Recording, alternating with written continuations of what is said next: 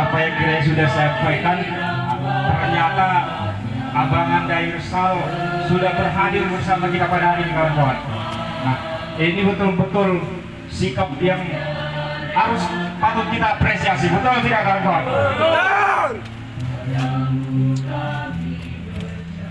Jadi saya pikir, Jar, kalau memang Abang Anda sudah hadir bersama kita, saya rasa forum kita kasihlah terhadap Abang Anda, kan gitu. Nah.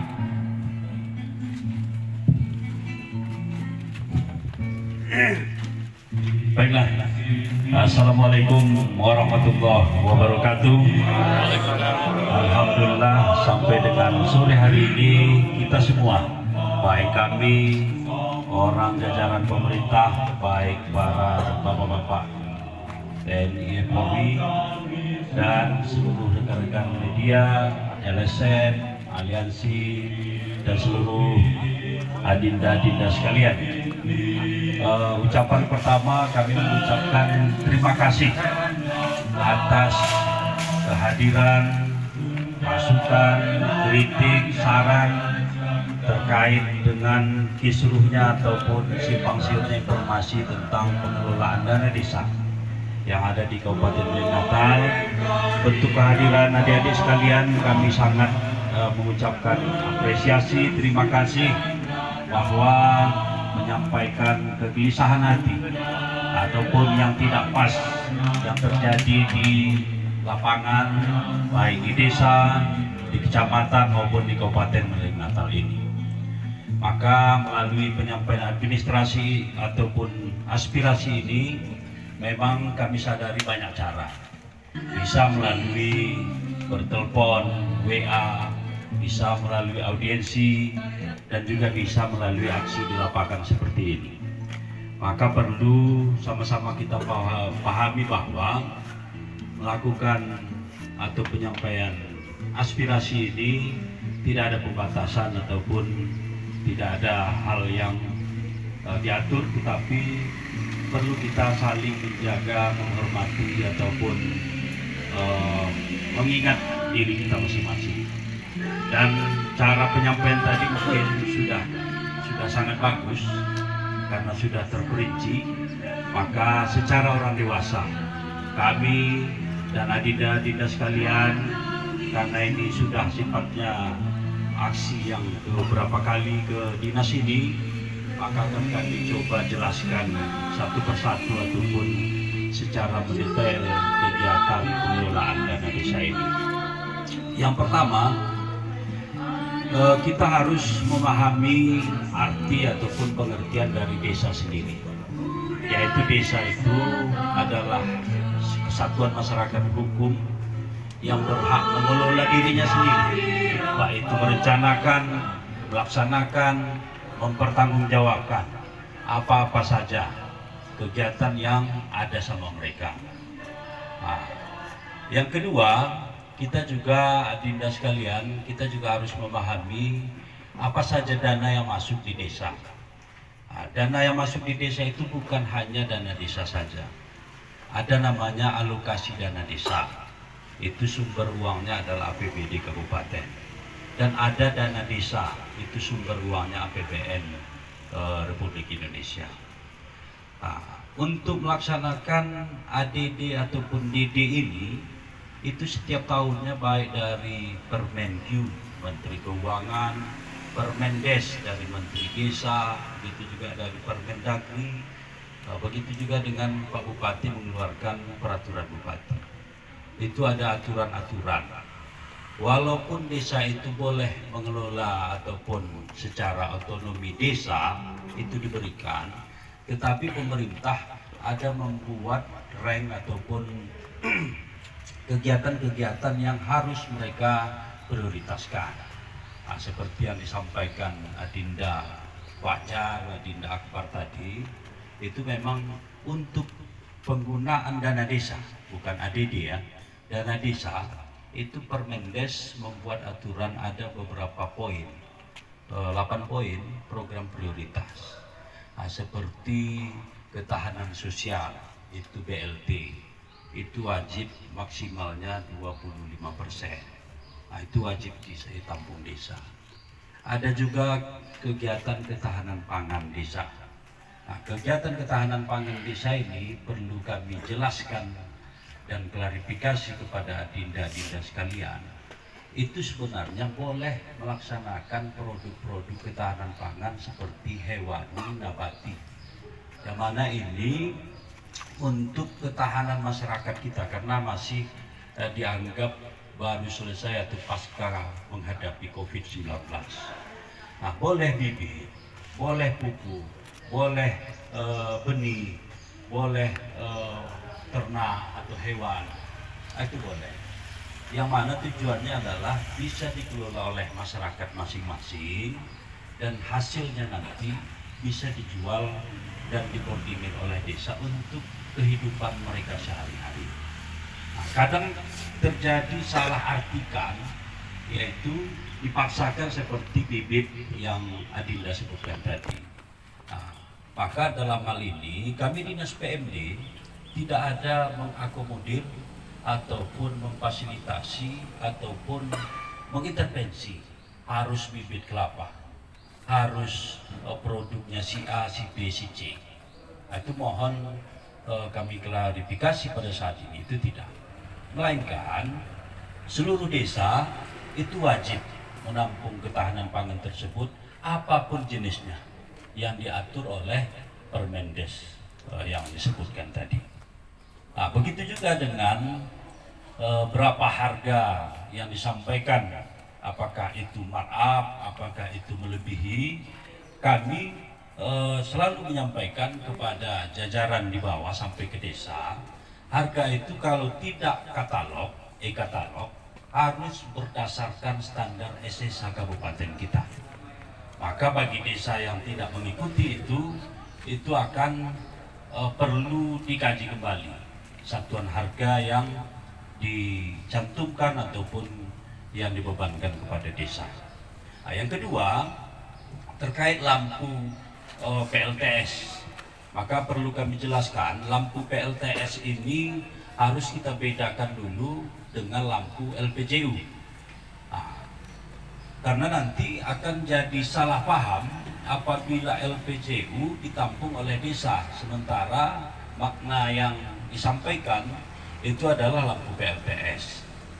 Dan dalam Permendes memang itu bagi desa yang tidak atau belum dialiri aliran listrik, itu boleh. Nah, tetapi secara dewasa kita juga harus mempersilahkan kepada desa berikut dengan lembaga-lembaga BPD yang ada di desa. Kalau memang setuju untuk pengadaan lampu PLTS tersebut, silahkan disepakati, silahkan dianggarkan. Berapa biayanya harus lihat SSH kabupaten atau e-katalog. Nah, tetapi kalau seandainya tidak, dari seluruh kegiatan yang adinda-adinda sekalian sebutkan, baik itu struktur, baik itu lampu, baik itu bibit, baik itu life skill, sebenarnya punya arti dan punya makna sendiri. Nah, seperti lampu tadi, apabila memang tidak dibutuhkan, apabila memang tidak menjadi prioritas di desa, itu juga dipersilahkan untuk dihapus gitu. Jadi kami tidak ada mengintervensi sekaligus mengintimidasi. Kalau dihapus nanti tidak cair, dan mudah-mudahan kami sampaikan Kabupaten Loeng Natal pada tahun 2024 ini itu sudah keseluruhan sudah cair, baik itu DD tahap 1 sampai dengan ADD tahap 2, itu mudah-mudahan sudah cair. Dan begitu juga dengan kegiatan ketiga, ada life skill. Pertama adalah kami jelaskan untuk bimtek ataupun pelatihan keluar kota, itu sama-sama adinda ketahui, itu kita tidak boleh lagi melaksanakan keluar kota, karena nanti sama juga tanggapannya dengan pada hari ini. Pada tahun-tahun sebelumnya juga tetap diributkan masalah bimtek keluar kota, dianggap penghamburan. Maka kegiatan yang dianjurkan dalam Permendes tersebut, maka binalah masyarakat desa itu dengan life skill, soft skill, ataupun pelatihan yang ada di daerah yang bisa dicapai untuk menghidupkan. Yang pertama tujuannya untuk menghidupkan UMKM di desa ataupun di kecamatan atau di daerah. Yang kedua, untuk menyiapkan masyarakat desa tersebut untuk bisa mencari lapangan pekerjaan baru atau bisa bekerja sesuai soft skill atau life skill yang mereka miliki. Terkait dengan anggaran, dengan pelaksanaan di lapangan, kami juga menyampaikan kepada seluruh adinda, apabila punya kompetensi untuk mengaudit itu, ayo sama-sama kita audit. Tetapi kalau kita tidak punya kompetensi dan kapasitas tentang itu, pemerintah juga punya APIP daerah, yaitu APIP daerah ada inspektorat. Kalau seandainya adinda tidak percaya kepada PMD ini, ada APIP daerah untuk menilai itu layak atau tidak layak. Jadi dari seluruh penyampaian yang adinda sampaikan, mohon maaf, yang terakhir tentang struktur desa.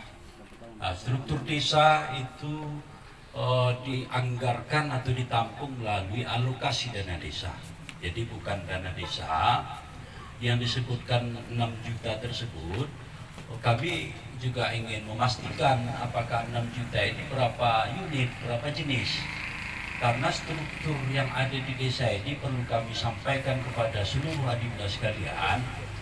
Ada struktur perangkat desa, ada struktur BPD, ada struktur PKK desa, ada struktur LPMP. Begitu juga ada struktur kepemudaan ataupun Naposionali Bulung atau Karang Taruna atau sebutan lain. Nah, jadi yang kita dapatkan laporan itu satu desa ini berapa unit itulah, dan sumbernya dari ADD atau DD. Kalau dari ADD dipersilahkan karena itu termasuk bagian operasional pemerintahan desa. Tetapi kalau sumbernya dari DD memang tidak boleh, tidak boleh. Dan yang selanjutnya, kepada seluruh adinda sekalian yang menyampaikan pendapat aspirasi pada hari ini, kami Dinas PMD ini sifatnya terbuka. Mau beraudiensi, mau berdiskusi tentang ini, kami juga siap. Nah, begitu juga Dinas PMD dengan jajaran kami di bawah berkomitmen tidak lagi kegiatan-kegiatan pungli. Stop.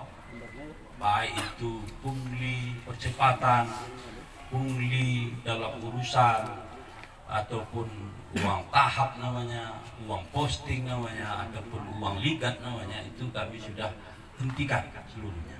Baik itu ada kabit di sini, ada sekretaris, ada jajaran kepala seksi, itu stop. Nah, tugas kami seperti yang disampaikan Adinda Fajar, bahwa beliau sedang meneliti atau membuat tesis. Saya juga saat ini lagi di Klatbin 2. Judul saya juga sama dengan judul yang Adinda sampaikan, peran serta pemerintahan desa ini dalam kolaborasi bersama membangun desa. Nah, maka yang disampaikan oleh Adinda sekalian itu sama juga dengan keresahan hati kami secara pribadi atau organisasi. Bagaimana caranya ke depan desa ini tidak lagi tergerogoti oleh siapapun. Dalam hal menggerogoti ini, saya juga tidak menutup kemungkinan seluruhnya yang kami alami ikut menggerogoti dana desa ini. Baik mahasiswa, baik aliansi, baik media, baik pun para oknum-oknum sekalian. Inilah yang akan kami kami upayakan supaya tidak terlalu jauh desa-desa kita ini dari tujuan sebenarnya. Interupsi Bang. Oh, saya jelaskan. Maka oleh karena itu, bahasanya oknum. Jadi tidak memandang general seluruh media, LSM, aliansi, tidak. Judulnya oknum. Dan kami juga dari pihak PMD Kabupaten Ling Natal ini, silahkan dievaluasi apabila dalam pelaksanaan kinerja saya pribadi, kami ataupun kepala seksi kami yang tidak pas, kami juga meminta kepada pimpinan kami dievaluasi. Kami juga sih, dan bukan berarti wahab jabatan ini harus kami emban. untuk memperkaya diri ataupun memonopoli serta intervensi dalam kegiatan di desa ini. Dan begitu juga kepada adik-adik sekalian, maka masukan, saran, kritik, dan penyampaian aspirasi kali ini kami mengucapkan terima kasih.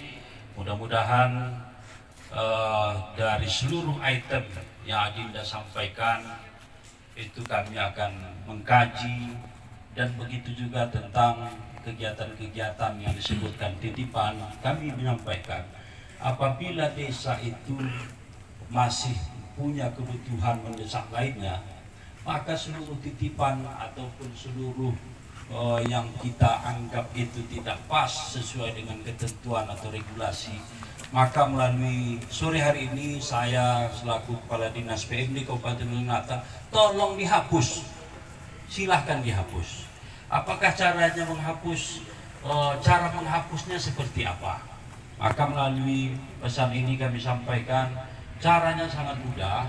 Kami minta bantuan kepada adinda-adinda sekalian, hanya sampaikan kepada kepala desa dan BPD untuk melaksanakan musyawarah di desa untuk menolak apa kebutuhan-kebutuhan yang tidak sesuai dengan kegiatan yang ada atau ditampung di dalam dana desa tersebut.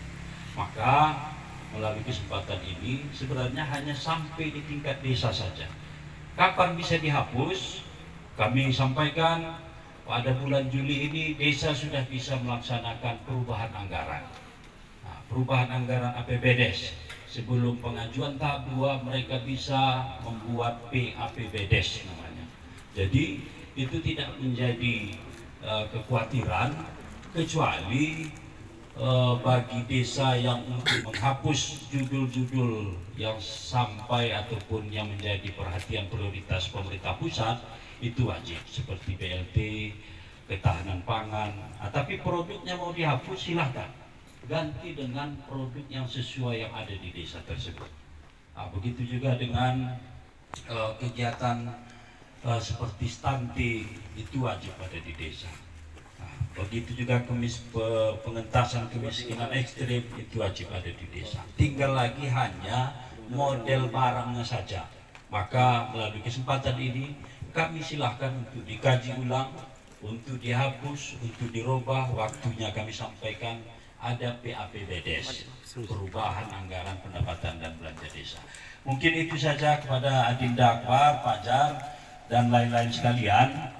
Silakan kita berdiskusi di sini, berdiskusi.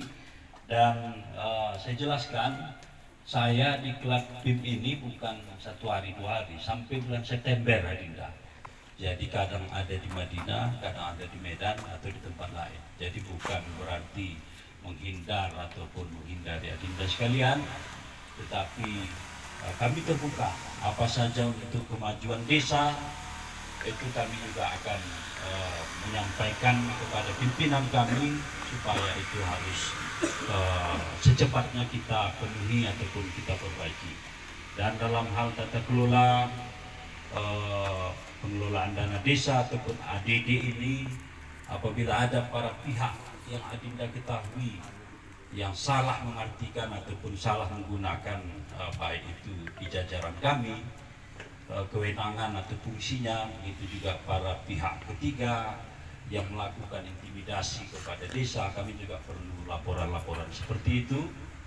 Dan kami berharap kepada seluruh kepala desa kita yang ada di Mandailing Natal, begitu juga Pak Camat, untuk sama-sama memahami, melakukan pembinaan, melakukan pengawasan supaya dana desa dan alokasi dana desa ini bisa berjalan dengan baik, sesuai dengan kebutuhan, dan bisa dipertanggungjawabkan kepada ataupun di mata pemeriksa nanti ataupun sampai kepada APH. Sekian, kami persilahkan.